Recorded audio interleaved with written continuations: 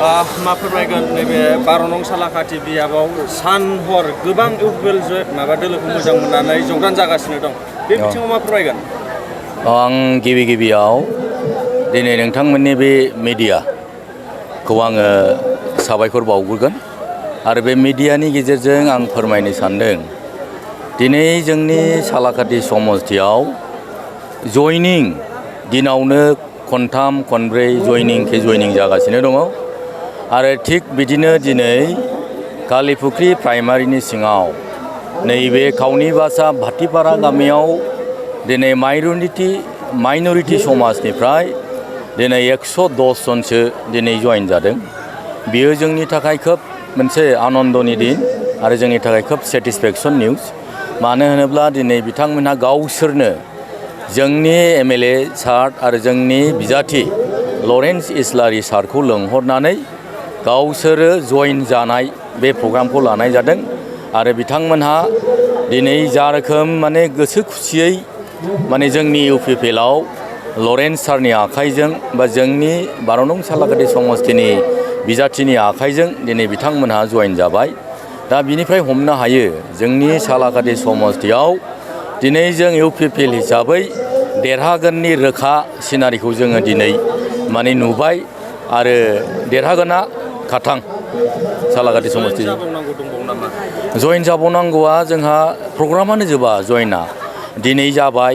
मैया थांनायाव फुंनिफ्रायनो मोनथामसो टीमा जइन जादों। मैयानि दिनावनो बुंनो थाङोब्ला जोङो 200 जनसो जइन जानाय जादों।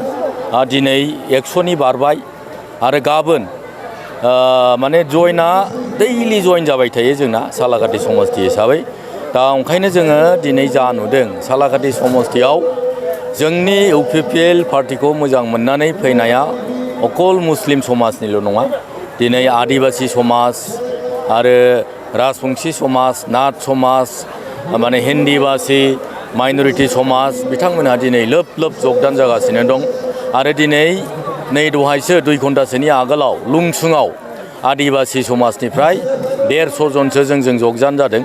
दा बेफोरनिफ्राय जों रोखा बुंनो हायो डेफिनेटलि जोङो देरहागोन। सालाकाथि समस्ति हिसाबै सिगां माबायदिमोन? आगोलनि समयखौ रायखाङोब्ला जोङो दिनै जा रोखोम जइन जादों बेफोरबादि परिबेसखौ जों मोनाखैमोन। मानो होनोब्ला बै समाव हयथ' गुबुन सम्प्रदायनि गेजेराव जोंनि प्रमद बर' सारनि दैदेननाय इउपिपिएल पार्टिनि माखासे सिन्था सरसा कनसेप्ट फिल'सफि आइडिय'लजि परिकल्पना बेफोरखौ हयथ' बिथांमोना रियेलाइज जानो हायाखैमोन बा बुजिनो हायाखैमोन बा फोथायनाय लाबोनो हायाखैमोन। नाथाय दिनै ओरैबायदि लोब दा जों बिनिफ्राय बुंनो हायो जोंनि प्रमद बर' सारनि दैदेननाय इउपिपिएलनि जिनाखि सिन्था धारना बेयो जाहैबाय बिटिआर ओनसोलाव बिभिन्न जाति गस्थिखौ खौसे खालामनानै आवगायलांनाय 35 लक जनगणखौ एखे लेभेलावनो जोङो आवगायनानै खामानि मावलांनाय, जार फलाव दिनै जोंनि प्रमद बर' सारा 26टा जाति जनगोष्ठीखौ दिनै मोनसे भिजन डकुमेन्ट मोनसे सृष्टि खालामनानै दिनै जोंनि बिटिआर ओनसोलाव बिभिन्न जाति गस्थिखौ मोनसे एट्राक्टिभ खालामनानै दिनै मोनसे रियेलाइज खालामनो हाबाय। दा बेयो जोंनि थाखाय बिटिआर ओनसोलाव मोनसे खोब मोजां लक्षण होननानै आं सानो। মই ইমান দিন বিজেপিৰ হৈ কাম কৰিছিলোঁ, কিন্তু বৰ্তমান যুগত দেখা পাই আছোঁ ইউপিপিএলে যিটো কাম কৰিছে ৰাইজৰ হৈ আৰু আগন্তুক দিনত আমাৰ সংখ্যালঘু ৰাইজৰ হৈ যাতে ভাল কাম কৰে বা ভাল কাম কৰিব সেইটো আশা ৰাখি আমি আজিৰ দিনত ইউপিপিএলত যোগদান কৰিলোঁ। এইবাৰ আমাৰ এইখন সমষ্টিৰ সালাকাঠি সমষ্টিৰ লৰেন্স ইছলাৰী ডাঙৰীয়াক আমি বিপুল ভোটত জয়যুক্ত কৰিম বুলি আশা কৰিছোঁ। আৰু এইবাৰ আমাৰ বিটিএডি অঞ্চলত ইউপিপিএলৰ চৰকাৰ আহিব, এইটো 100% খাটাং। আমি সকলো ৰাইজে দলে বলে ভোট দি ইউপিপিএল দলক আমি বিপুল ভোটত জয়যুক্ত কৰি আমাৰ বিটিআৰ চৰকাৰ গঠন কৰিবলৈ সহায় সহযোগিতা কৰিম। ধন্যবাদ। নমস্কাৰ। আজি ইউপিএফ দলৰ মানে আগত বিপিএফ দলত থকা মানুহবিলাক অনেক মানুহ জইনিং হ'ল, কাৰণ আমি প্ৰমোদ বড়ো ছাৰৰ নিয়ম নীতি ভাল পাইছোঁ, যাৰ কাৰণে আমি এই দলত জইন কৰি লওঁ।